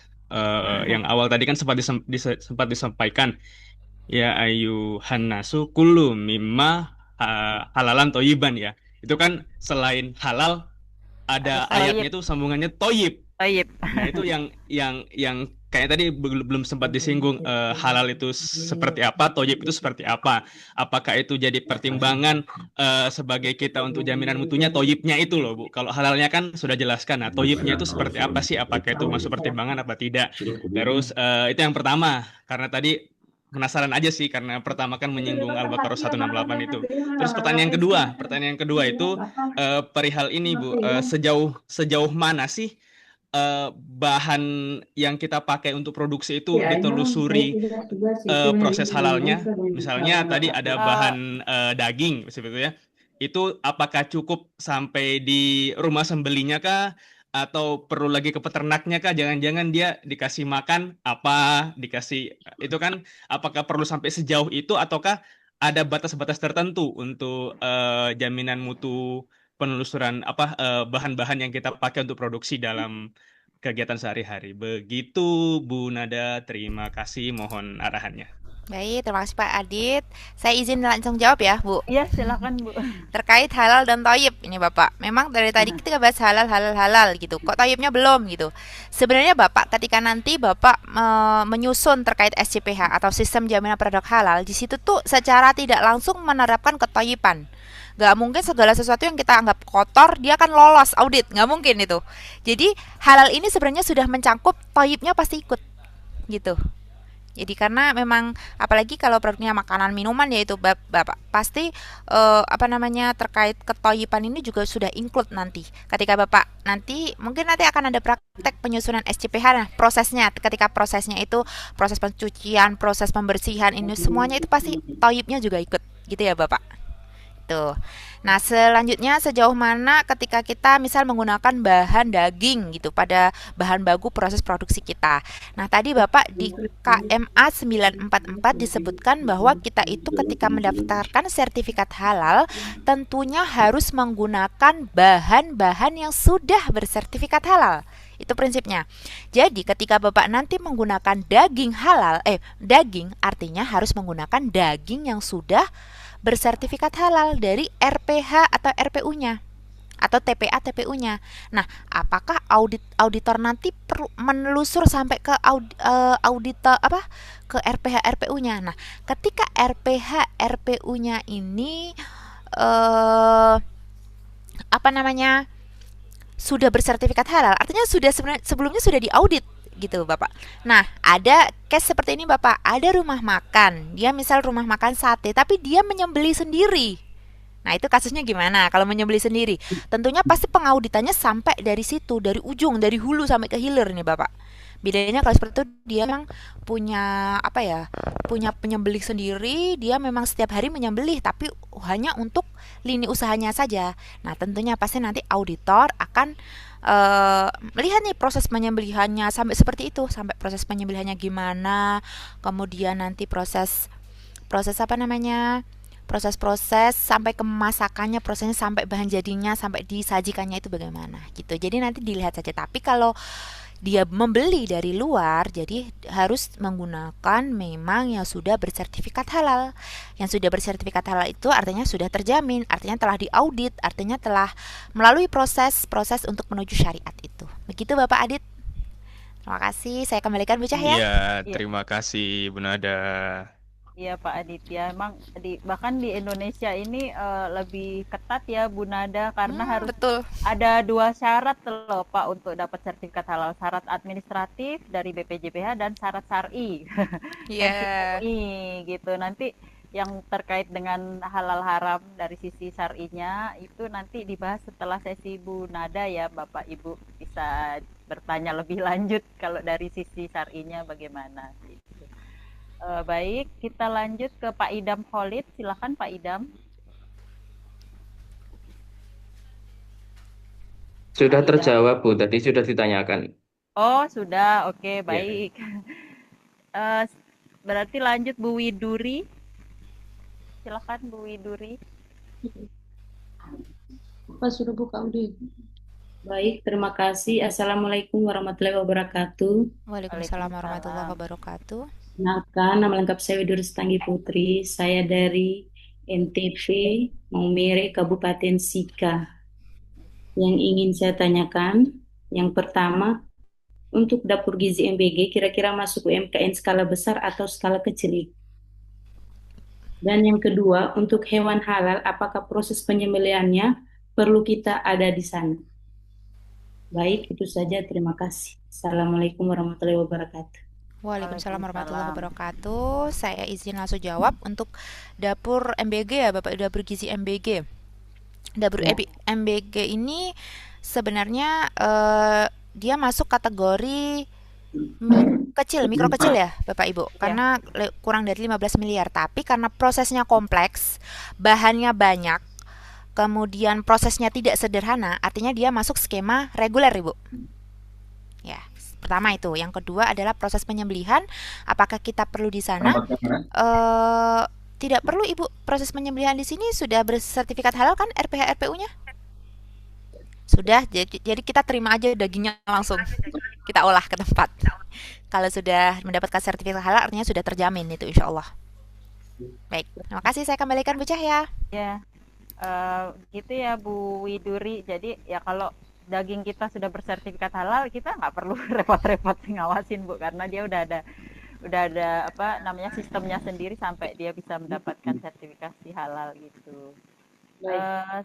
Selanjutnya silakan Bu Monica Triana. Baik, terima kasih Bu Cahya atas kesempatannya. Saya Monica Triana dari SPPG di Jawa Timur. Saya izin bertanya, Bu. Tadi kan di awal disampaikan kalau kita itu ganti bahan atau ganti proses itu kan kita melaporkan kembali. Nah, itu monitoring pengembangannya itu kira-kira berapa bulan sekali atau berapa tahun sekali gitu ya, Bu? Atau ganti langsung lapor gitu. Terima kasih. Baik, terima kasih Ibu. Ini ganti bahan tapi produknya tetap ya Bapak. Produk akhirnya tetap ya Bu Monik ya? Tetap Bu, tetap. Tetap, oke. Di dalam undang-undang itu tuh pelaporan itu adalah 6 bulan sekali Bu minimal. Tapi kalau memang langsung saat itu Ibu bisa melaporkan, langsung saja dilaporkan. Begitu. Minimal itu kan paling sedikit. Jadi kalau lebih dari itu bisa. Gitu. Gitu Bu. Iya, baik. Terima kasih Bu. Sama-sama Bu Sama Ibu, Monika. udah jelas ya Bu, langsung to the point. Baik, silakan Pak Dery Gunawan. Oh iya, terima kasih atas kesempatannya. Gini ya, Bu, kalau kita kan nanti misalnya sudah harus resmi sebagai penyelia halal. Namun misalkan di lapangan, taruhlah di SPPG itu ada suatu hal atau suatu teknis, misalkan dalam kegiatannya itu menyimpang dari halal. Nah, padahal kita tuh sudah mengingatkan kepada rekan-rekan semuanya. Nah, apakah itu tetap ada dosa untuk penyelia halalnya atau bagaimana? Seperti itu sih. Waduh, Berat kalau dosa pertanyaannya. ini gimana ya? Ya, maksud saya gini, kayak orang-orang rokok itu ya susah ya orang rokok. Walaupun bukan di dalam ruangan, tapi kan kayak di halaman-halaman apa dapur kayak gitu, suka banyak puntung rokok kayak gitu kan saya kurang suka. Tapi ya namanya saya kan bukan ketua dan ketuanya pun kayak gitu ya. Nah, kan Tuanya menurut juga saya ngerokok sebagai gitu. penyelia halal itu kan yang bertanggung jawab untuk tadi toyibannya kan ya. Ya misalkan kalau pas ada auditor bersih ya itu pasti bersih. Nah, kalau setelah itu misalkan adakah etika kayak moral ke saya itu pasti saya gak enak ya sebagai penanggung jawab gitu. Nah, itu Baik. gimana? Apakah masih ada dosa ke sayanya atau sudah lepas dari tanggung jawab setelah itu? Kayak gitu sih. Oke, baik, Bapak. Memang penyelia itu kan adalah tugas yang memang memastikan terkait kehalalan ya, Bapak. Tidak hanya terkait rokok aja, mungkin yang lainnya gitu. Yang dia mungkin nanti misal nih ya, Pak. Misal ketuanya tiba-tiba mengganti bahan yang lebih murah yang tidak didaftarkan tadi gitu. Misal yang awalnya pakai minyak A, ternyata karena memang mau lebih murah minyak curah gitu ya yang belum tersertifikasi halalnya. Nah, itu nanti yang pertama memang kita harus mengingatkan. Tapi kalau memang sampai susah banget, itu sebenarnya bisa loh Pak dilaporkan di BPJPH. Oh, baik. Iya bisa dilaporkan ke BPJPH. Tapi ya anonim aja namanya. Jangan ini. Anonim aja dilaporkan terkait ini. Nanti biasanya tiap bulan itu di Direktorat Pengawasan itu merekap mana-mana yang memang perlu ditindaklanjuti. Kalau memang itu parah dan memang mengganggu titik kritis kehalalan, itu nanti insya Allah akan ditindaklanjuti Pak. Oh, Gitu. iya, baik. Terima Nanti kasih. lapornya bisa di PTSP di halaman website bpjph.halal.id. Di situ ada menu aduan, itu bisa digunakan Bapak. Oh iya, terima Ya Pak. kasih. Ya, sama-sama. Jangan takut Pak. Bapak tidak sendiri gitu. Ya soalnya yang gak ngerokok cowoknya tuh cuma 2 orang di dapur itu Ya. tuh. Ya, itu yang gak banget khususnya rokok ya. Kalau yang lain misalkan ya, seperti yang Ibu sebutkan tadi banyak hal dalam poin-poin halal itu. Namun yang saya gregetin masalah rokok sih. Ya betul itu. Iya. Ya, Iya. tenang Bapak sudah di backup langsung nih dari BPJP. Jangan takut Pak, Bapak tidak sendiri pokoknya ya jadi penyuluh Iya. halal tuh. Oh iya, makasih Bu. Ya, sama-sama Pak Dery. Baik, silakan Pak Muhammad Haris. Baik, terima kasih Ibu Cahya dan Ibu Nada. Apakah suara saya terdengar? Iya, Dengar, terdengar Pak. Silakan Pak. Izin bertanya, Ibu, saya perkenalkan saya Haris dari SPPG Bandung.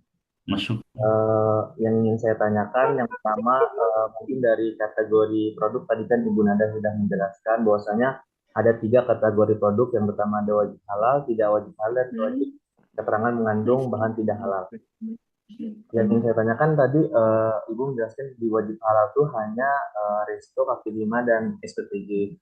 Kalau yang Maaf diulangi kalimat kalau terakhir. yang wajib halal kan tadi Ibu menjelaskan hanya resto, kaki lima, dan SPPG ya Bu ya. Resto ya, Oh, resto. resto. Restoran, Iya, iya. restoran. Namun kalau untuk yang pabrik besar seperti itu Bu, yang mengelola yang bahan dari yang tidak jadi seperti SPPG, tapi kan kalau pabrik kan menjadi bahan jadi yang banyak barang-barang yang bahan-bahan yang memang belum terbentuk fisiknya. Kalau SPPG kan sudah terbentuk fisiknya kayak daging. Itu apakah untuk pabrik apakah ada audit khusus wajib halalnya? Untuk Dan pabrik semisal apakah apa Pak? ada ini Wajib halalnya, halal gitu ya. ada halalnya seperti itu. Dan Oke. pertanyaan kedua, Ibu, perlu diketahui kan untuk memproses mendapatkan sertifikat halal kan tidak hanya dari bahan namun juga dari alat masaknya ya Bu ya. Kalau untuk alat masak untuk SPPG kan perlu diketahui kan dari bahan-bahan yang memang kebanyakan stainless. Begitu juga pabrik ya Bu. Nah itu untuk bahan-bahan stainless itu apakah diuji juga kehalalannya oleh pihak BPJPH atau auditor dari alat-alat yang stainless tersebut. Namun kalau misalnya alat-alat tersebut tidak memenuhi standar, apakah berarti termasuk tidak halal seperti itu Ibu? Begitu juga pabrik. Mungkin itu Ibu. Oh sama satu lagi Ibu mau nanya Ibu. Yang ketiga Bu. Borongan. Maaf ya Bu ya banyak ini Bu. Iya, nggak apa-apa. Iya, nggak apa-apa. Silakan Pak, masih ada waktunya. Saya mau nanya Bu, kalau misalnya rokok itu halal atau enggak? Mungkin tadi udah disinggung tapi saya masih belum jelas gitu Bu. Rokok itu halal atau tidak? Itu. Nah, kalau misalnya tidak halal, apakah rokok itu termasuk orang yang tidak halal? Dan kalau misalnya perokok itu menjadi seorang pekerja di SPPG ataupun di pabrik, apakah bahan yang dikelola itu menjadi tidak halal? Mungkin itu Bu. Terima kasih. Sekian dari saya Bu. Assalamualaikum. Waalaikumsalam. Waalaikumsalam warahmatullahi wabarakatuh. Terima kasih Bapak Haris Muhammad atas Haris. 3 pertanyaannya ya. Terkait wajib halal tadi, contoh itu tadi kan izin Pak, saya tadi hanya memberikan contoh saja restoran kaki lima, SPPG begitu. Nah intinya begini Bapak, yang wajib halal adalah produk bahan-bahan atau produk yang melalui proses pengolahan. Contohnya jadi kalau pabrik-pabrik itu kan berarti udah diolah. Ketika dia sudah diolah berarti wajib bersertifikat halal. Nah, yang tidak wajib atau dikecualikan tadi adalah produk-produk olahan segar. Maksudnya produk yang tidak diolahan, kecuali dari ini ya Pak, dari daging-dagingan ya. Daging-dagingan memang segar ya, tapi karena dia melalui proses penyembelihan itu harus wajib bersertifikat halal. Contohnya tadi ada sayur, air dari sumur, air dari ledeng, itu kan tidak ada air sumur untuk mencuci. Itu kan tidak ada proses pengolahan, itu langsung alami dari alam. Jadi ya harus tidak wajib atau dikecualikan dari sertifikat halal. Nah, misal ada contoh lagi Bu, garam itu kan langsung dari laut. Kenapa harus bersertifikat halal? Nah, informasi bahwa garam itu ternyata melalui proses pemutihan di situ Bapak, ada kandungan yang ditambahkan. Nah, karena dia melalui proses pemutihan ada kandungan yang ditambahkan, berarti kan kita harus tahu yang ditambahkan itu apa. Berarti kan dia harus wajib bersertifikat halal karena dia telah diolah, begitu ya terkait tadi. Jadi jawabannya kalau untuk pabrik ya tentu sangat wajib malah karena dia melalui proses pengolahan yang sangat tingkat tinggi lagi, bukan sederhana lagi di pabrik itu. Nah, yang kedua, bahan-bahan dari alat masak apakah juga harus bersertifikat halal dan harus nanti apakah diuji juga gitu. Yang uji nanti bukan BPJPH ya Bapak, yang menguji adalah auditor dari LPH gitu ya. Nah, nanti alat-alat masak sebenarnya terkait alat-alat masak ini kan yang wajib bersertifikat halal adalah ketika alat-alat masaknya ini adalah mengandung bahan-bahan yang dia itu mengandung unsur hewani. Contohnya apa? Kuas. Kuas itu kan kita nggak tahu. Nah, kuas yang digunakan untuk memoles misal ayam bakar, yaitu kuasnya itu dari bulu apa? Dari bulu sintetis kah? Atau dari bulu babi kah? Nah, itu dia wajib untuk menerangkan keterangan halal atau tidak halal. Tapi kalau dari stainless, ketika dia misal belum bersertifikat halal, tapi dia melampirkan COE atau keterangan bahwa dia itu memang tidak ada, atau pernyataan bahwa dia tidak mengandung unsur hewan, itu tidak apa-apa ya. Tentunya nanti ini alat-alat masaknya juga merupakan yang akan diaudit juga oleh auditor. Jadi harus persiapkan, harus tahu alat masak saya dari merek apa, beli di mana, dia mengandung hewani atau tidak. Itu harus ditulis nanti oleh penyelia ya Bapak. Kemudian rokok halal atau tidak. Sebenarnya fatwa terkait rokok ini tuh makruh ya, kalau tidak salah ya makruh, tapi tidak Ada izin Bunda, ada ada beberapa beberapa ya. pendapat, nanti bisa Iya, diperjelas, materi ditanyakan selanjutnya. iya di Kalau materi fatwa halal haram ya Pak. ya betul Bapak, terkait nomor 3 ini Ya, maaf Ibu. saya belum bisa menjawab Bapak. Nanti mungkin ada yang lebih Iya. berkompeten untuk Ah, menjawab terkait fatwa-fatwa ini. Nanti mungkin akan dibedah fatwa-fatwa, perspektif-perspektif terkait apakah rokok halal atau tidak. Tapi pada prinsipnya di proses produk halal ini adalah tidak boleh dia itu menggunakan bahan-bahan yang haram, juga tidak boleh mengkontaminasi dengan sesuatu yang tidak thoyyib. Itu nanti pasti tidak lulus audit. Begitu ya Bapak. Jadi kalau memang dia nanti adalah dapur SPPP ya harus steril. Harus harus misal kita saja memasak harus menggunakan topi yang bersih supaya rambut tidak tidak apa jatuh. Tapi kalau malah ngerokok, kalau putungnya jatuh itu kan berarti dari lebih sisi ketoyiban dan berbahaya. kesehatan juga bahaya itu. Gitu ya Bapak. Prinsipnya gitu. Terima kasih Pak Hari. Saya Ya, kembalikan ke Bu Ya, Cahya. terima kasih Bu Nada, Bu Cahya. ya. Demikian ya Pak Haris, yang perkara rokok mungkin nanti untuk lebih jelasnya bisa ditanyakan ke Pak Kiai dari Fatwa Majelis Ulama Indonesia ya Pak. Siap, siap Ibu. Terima kasih Ibu. Baik, silakan Pak Aidil Fikri. Pak Aidil, Ya Bu. ya silakan Pak. Assalamualaikum warahmatullahi wabarakatuh. Waalaikumsalam warahmatullahi Waalaikumsalam. wabarakatuh. Saya Aidil Fikri dari SPPG Kelubang Kampung. Saya ingin bertanya, untuk SPPG kami sudah daftar akuntansi halal. Apakah SPPG masuk ke kategori pangan siap saji dengan KBLI 56290? Sekian dan terima kasih. Baik, silakan Bu Nada. Baik, makasih Pak Aidil Fikri. Untuk SPPG di akun Siala sudah daftar ya, wah sudah satu langkah lebih ini. Pak Aidil, izin Pak nanti saya cek di KBL-nya ya Pak, karena saya tidak hafal juga ini, banyak kan ini. Nanti saya Iya. cek, nanti saya izin kirim ke panitia ya Pak ya, setelah acara ini ya. Terima kasih Pak Iya. Aidil, nanti saya cek. Maaf saya tidak hafal. Iya, tidak apa-apa Bu Nada, atau nanti bisa ditanyakan juga di materi SJPH Pak Aidil, Oh materi iya, teknis. nanti akan ada materi Ya, ada teknis. materi teknis Pak Aidil ya. Itu akan lebih lengkap dijabarkan. Kalau Bu Nadia lebih concern ke regulasi aja Regulasi. Pak. Iya, betul. Baik Bu Nur Aziza, silakan Bu Nur Aziza. Bu Nur Aziza, monitor. Iya, Bu. Ya, Suara saya kedengaran. terdengar Bu, jelas, jelas. Silakan Bu. Baik, Assalamualaikum warahmatullahi wabarakatuh.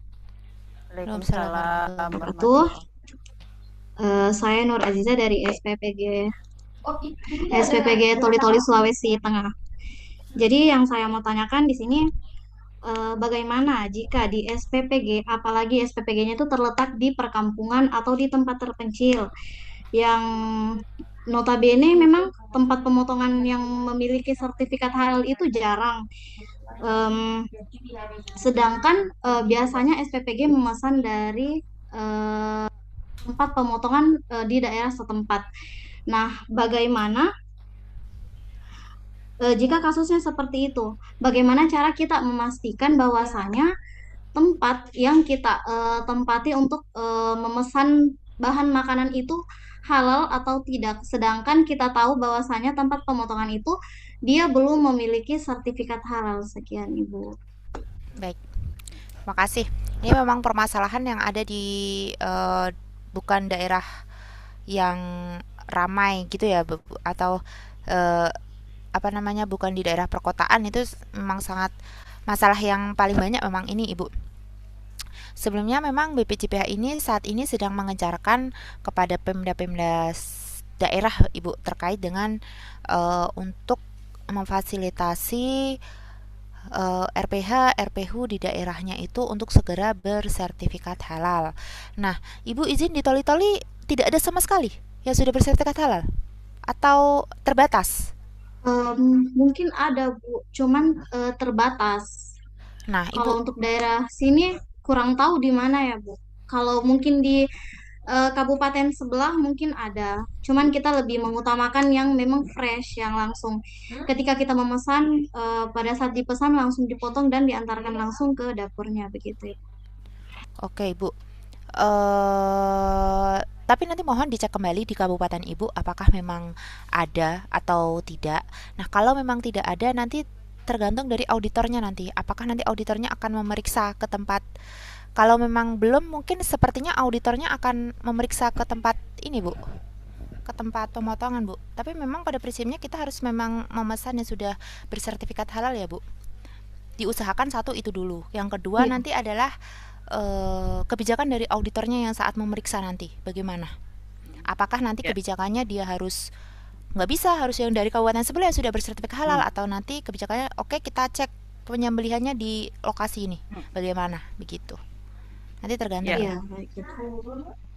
Baik, sudah cukup jelas ya Bu Nur Azizah. Kita masih ada 15 menit, masih cukup. Pak Idam Khalid sebentar ya Pak. Tadi Bapak sudah sebentar, yang belum pernah bertanya dulu sebentar. Ibu Fitria Hamid, silakan Bu Fitria. Bu, Terima kasih atas suaranya putus, suaranya putus-putus Ibu. izinnya. Suaranya putus-putus. Mungkin bisa lewat chat kalau yang putus-putus. Ini kondisinya lagi hujan Ibu, jadi jaringan Oh. memang ada. Mungkin bisa lewat chat dulu ya Bu Iya, ya. Bu. Ditulis di chat aja nggak apa-apa Bu. Ya, ya. Iya, baik. Terima Siap, kasih Ibu. Bu. Oke Bu, kita juga ke chat dulu satu. Ada satu ini dari Aceh, dari Bu Sri Mauliza. Menyediakan menu baru yang bergizi seimbang. Di setiap menunya pasti memerlukan penerbitan label halal. Untuk mendapatkan atau menerbitkan label halal, apa yang perlu kami lakukan selaku penyelia halal? Jadi untuk menu baru, berarti pengembangan ya Bu ya masuknya. Baik. Untuk Bu Mauliza dari SPPG Dayah Provinsi Aceh ya. Sebenarnya satu sertifikat itu tuh bisa lebih dari puluhan, ratusan menu tuh bisa Bu sebenarnya. Nah, kalau memang tidak ingin nanti repot ke depannya, ya udah menu-menu yang sebenarnya akan dikembangkan ke depannya nanti, atau tapi belum ada, masukkan saja. Rencananya nanti bahannya apa, kemudian prosesnya bagaimana, masukkan saja, nggak apa-apa itu. Tapi kalau nanti misal Ibu pada tahun ini atau bulan ini mendaftarkan 30 menu, 6 bulan kemudian ingin menambah, ada menu nih 10 varian baru. Nah, itu nanti masuk ke proses pengembangan. Proses pengembangan ini enaknya adalah nomor ID-nya tetap sama. Begitu. Jadi tidak perlu ada nomor ID halal yang berbeda. Gitu, Bu. Jadi nanti ada menu lagi, mungkin tahun depan lagi, pengembangan lagi. Jadi ada menu pengembangan dan harus berbayar lagi, Bu. Tapi kalau pengajuannya lebih dari pengembangan-pengembangan gitu. Nggak sekalian di awal gitu, Bu. Jadi tetap bisa. Tetap bisa, Bu, Iya, pengembangan. Berkali-kali tetap bisa. bisa selama Ibu mau memproses dan membayar, Bu. Iya. Iya ya, Bu. Baik, silakan Pak Idam Khalid. Baik, Assalamualaikum warahmatullahi wabarakatuh. Selamat siang, Bu Nada. Selamat siang. Yang saya tanyakan itu misalkan SPPG kita itu kan udah didaftarkan Bu ya dan mendapat sertifikat halal. Nah, tapi pada pertengahan perjalanan itu manajemen memaksa kita untuk mencari supplier lain dengan alasan itu yang lebih murah. Misalkan daging Bu ya, itu harganya marginnya lebih murah. Namun supplier tersebut itu belum mempunyai sertifikat halal. Nah, naasnya ketika itu terjadi, tiba-tiba SPPG kita itu mengalami adanya keracunan pada siswa. Nah, pilih menjalik ya, misalkan itu siswanya ada yang sampai meninggal. Nah, itu kalau nanti di kasus, itu berarti orang yang pertama kali bertanggung jawab itu penyelia halalnya atau kepala SPPG-nya, Bu. Oke, baik. Ya. Terima kasih, Pak. Untuk terkait halalnya ya, Pak. Jadi tuh biasanya kalau saya mohon informasinya kalau di SPPG itu izinnya selain halal itu juga ada sanitasi juga ya, Pak ya. Sanitasi Ada. kemudian nah itu. Nah, kalau di halal kita fokus ke konsen halalnya. Kalau sanitasi saya kurang tahu, Pak. Tentunya kalau ke sanitasi kayaknya nanti kepala SPPG-nya. Tapi kalau di halalnya orang pertama kali ketika ada pengawasan, ketika ada audit, ketika apa yang akan dicari pertama kali dimintai keterangan adalah penyelia halalnya, Pak. Misalnya ada case yang tadi pergantian supplier, Iya, pergantian bahannya dimanipulasi. Ininya iya, Bu. manipulasi Nah, saat pengawasan terjadi ini. Yang pertama kali dimintai pertanggungjawaban adalah penyelia halalnya, Pak. Tentunya juga berarti saya berhak, Bu. Misalkan ya, manajemen menyuruh saya untuk mengganti. Berarti saya berhak menolak. wah, sangat, Pak. Sangat Karena berhak kan menolak, Bapak Bu yang ya. bertanggung jawab di halalnya. Iya, Pak. Bapak Oke, harus baik. ini. Kalau masih ngeyel Baik. saja laporkan, Pak, ke BPJPH, Pak. Itu bisa kita berikan kasus. Gitu, Pak. Tenang, Baik. Pak. Penyelia halal jangan khawatir, Bapak-bapak, Ibu-ibu tidak sendiri. Gitu. Baik. Ya, ya demikian ya Pak Idam. Itu nanti juga akan dibahas ya Pak di materi teknis bagaimana kita tidak bisa semena-mena gitu main ganti bahan gitu nggak. Ada semua ada aturannya Pak. Nanti lebih detailnya juga akan dibahas di materi teknis ya Pak Idam. Baik Bapak Ibu ada lagi. Oh ini ada di chatroom terkait fasilitas SPPG yang berada di tengah-tengah pemukiman, bagaimana kita meminimalisir terkait limbah masyarakat yang kemungkinan ada kontaminasi najis. Itu yang Ibu Fitri Hamid yang tadi terkendala itu, Bu. Bentar, saya izin membaca.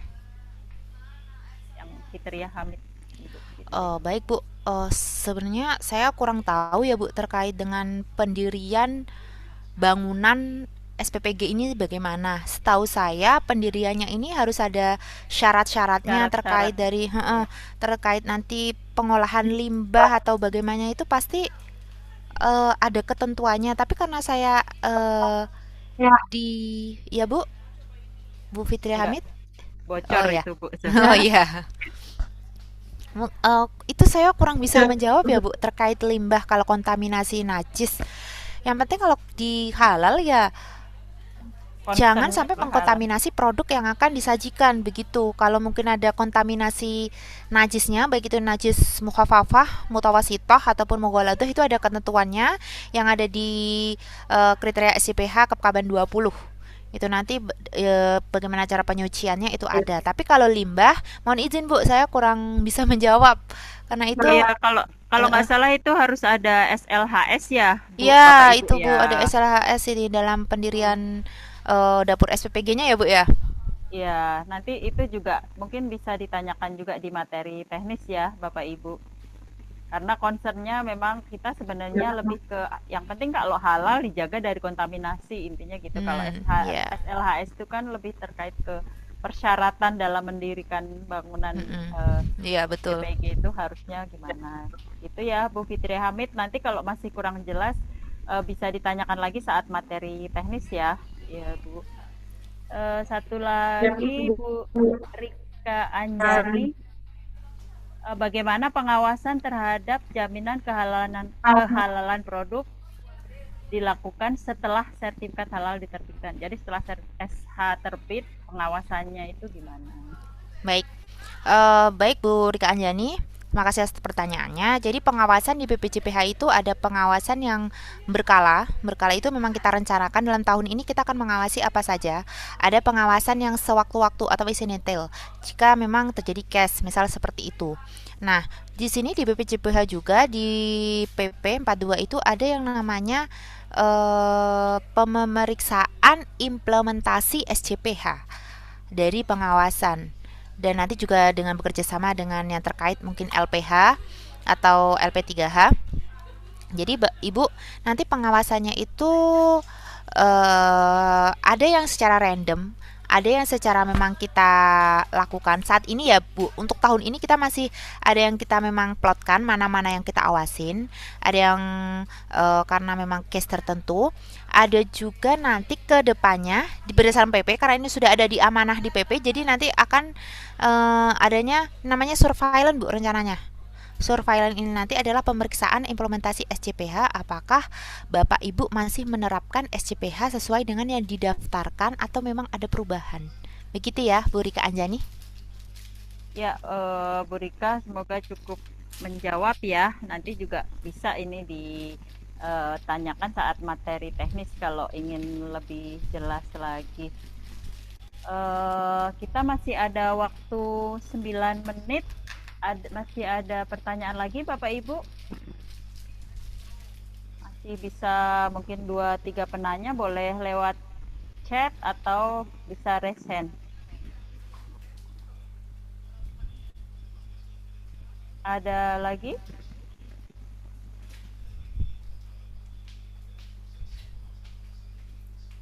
Sudah cukup jelas? Apa cukup bingung?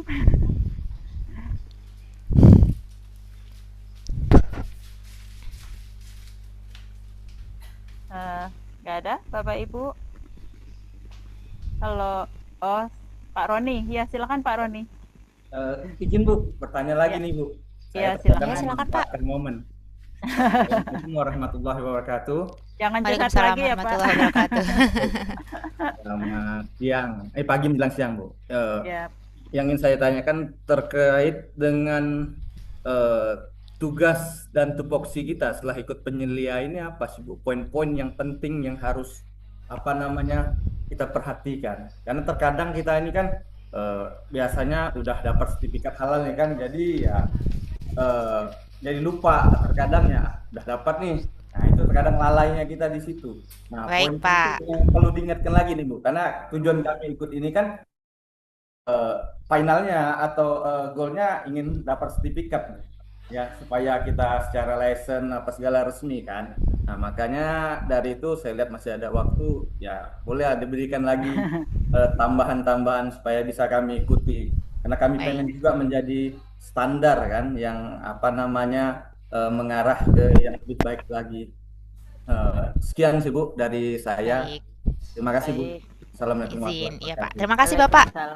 Nih, menjadi pengingat buat semua ya, sebenarnya apa sih tugas dan tanggung jawab penyelia halal ini nanti. Gitu. Ini Pak, berdasarkan PP sudah dituliskan di PP nih Bapak. Apa sih sebenarnya penyelia halal nanti ketika telah mendapatkan sertifikat? Mengawasi proses produk halal di perusahaan harus diawasin. Jadi Bapak itu sebenarnya adalah pengawas keberlangsungan halal yang ada di lokasi usahanya masing-masing.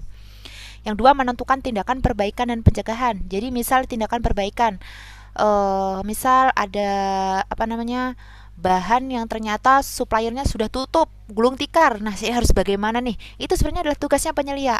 Mencari bahan ganti yang memang dia sudah bersertifikat halal. Pencegahannya nanti bagaimana nih? Jadi kalau misal berarti saya tidak boleh mendaftarkan misal minyaknya nggak boleh satu merek aja nih yang bersertifikat halal, harus ada minyak banyak supaya nanti ketika supplier ini lagi kosong atau lagi langka, saya punya minyak yang lain tapi sudah saya daftarkan juga. Tindakan perbaikannya juga misal adanya kontaminasi. Bagaimana cara pembersihannya? Nah, itu adalah tugas dari tanggung jawabnya penyelia halal. Mengkoordinasi PPH, jadi mengkoordinasi proses produk halalnya nanti. Jadi itu adalah tugas Bapak yang mengkoordinasi, melakukan koordinasi kepada seluruh orang yang bersinggungan terkait produksi. Baik itu tukang cuci piringnya, tukang masaknya, misal tukang packingnya, distributornya, semuanya itu adalah tugas Bapak, bahwa kita menerapkan sistem jaminan produk halal. Jadi kalian tidak boleh begini, kalian harus begini. Adalah tugas Bapak dalam mensosialisasikan. Tugasnya selanjutnya adalah mendampingi auditor halal LPH pada saat pemeriksaan. Ketika nanti ada audit, ada yang datang nih kepada Bapak nih yang kayak mendampingi. Nanti karena auditornya akan nanya, ini proses pencuciannya di mana? Ini Pak, ini kami menggunakan ini. Jadi yang mendampingi, yang akan ditanya, yang akan mengarahkan auditor adalah Bapak. Begitu ya Pak. Nah, tanggung jawabnya apa? Tentunya tanggung jawabnya adalah menerapkan sistem jaminan produk halal di lokasi usahanya masing-masing, menyusun rencana PPH-nya nanti gimana, menerapkan manajemen risiko pengendaliannya, mengusulkan penggantian bahan jika ada yang penggantian, mengusulkan penghentian produksi yang tidak memenuhi ketentuan PPH. Misal produksinya ternyata ada yang dia itu kontaminasi atau apa, nanti penghentiannya bagaimana, prosedurnya, itu adalah tanggung jawab dari penyelia. Membuat laporan pengawasan. Jadi sebelum diawasi oleh pengawas BPJPH, Bapak harus mengawasi terlebih dahulu lokasi usaha Bapak, karena Bapak ini adalah pengawas internal gitu Pak ceritanya. Kemudian melakukan kaji ulang pelaksanaan PPH, ada menyiapkan bahan dan sampel pemeriksaan untuk auditor halal dan menunjukkan bukti memberikan keterangan benar. Kalau kita rangkum di sini, sebenarnya tugas tanggung jawab penyelia halal itu adalah apa? Dari definisi penyelia adalah orang yang bertanggung jawab terhadap proses produk halal seluruh rangkaian kegiatannya. Gitu ya Pak? Itu ya Pak Roni, kayaknya Pak Roni ini semangat banget untuk menjadi penyelia halal yang benar gitu ya Pak ya. Insya Allah Amin, jadi, semoga di sini semua jadi penyelia halal. Insya Allah semua jadi penyelia halal yang berintegritas ya Bu Nada ya. Betul. Penting banget sih tanggung jawabnya dunia akhirat soalnya Pak. Nggak main-main. Baik Bapak Ibu, masih ada beberapa pertanyaan di chat, tapi karena waktunya sudah mepet, jadi nanti yang kira-kira terkait regulasi akan saya sampaikan ke Bu Nada. Izin ya Bu, nanti untuk dijawab apa namanya? Baik Bu. Lewat Siap. chat. Tapi kalau kira-kiranya terkaitnya dengan teknis, nanti bisa ditanyakan lebih lanjut di materi-materi teknis ya Bapak Ibu. Baik Bu Nada, mungkin bisa untuk closing statement-nya sebelum kita akhiri. Baik, terima kasih Bu Cahya, Bapak Ibu semuanya. Bismillah, semoga nanti pelatihan selanjutnya, jadwal-jadwal selanjutnya dapat dilaksanakan dengan benar, dengan jujur, benar. Kemudian nanti ketika menjadi penyelia memang benar harus penyelia yang integritas, karena Bapak Ibu adalah orang yang bertanggung jawab terhadap proses produk halal di lokasi usaha masing-masing. Ketika nanti integritasnya tergoyah, mohon ingat kembali bahwa saya adalah orang yang bertanggung jawab di sini. Saya adalah orang yang harus memastikan kehalalannya. Insya Allah Bapak Ibu nanti dimudahkan, dan semoga ketika Bapak Ibu menjalankan tugasnya menjadi penyelia halal juga menjadi ibadah, karena menjadi orang yang memberikan rasa aman, rasa nyaman kepada umat yang mengkonsumsinya. Begitu. Amin. Terima kasih Bapak Ibu, terima kasih waktunya, terima kasih Bu Cahya. Nanti jika ada pertanyaan bisa dikirimkan ke saya. Ya, baik. Baik Bu Nada, terima kasih banyak atas paparannya. Mungkin boleh Ibu kalau ada masih mau melanjutkan untuk kegiatan lainnya Bu Nada. Ya, terima kasih Bapak Ibu semuanya. Lebihnya mohon maaf. Assalamualaikum warahmatullahi wabarakatuh. Saya izin untuk live ya. Ya, silakan Bu Nada.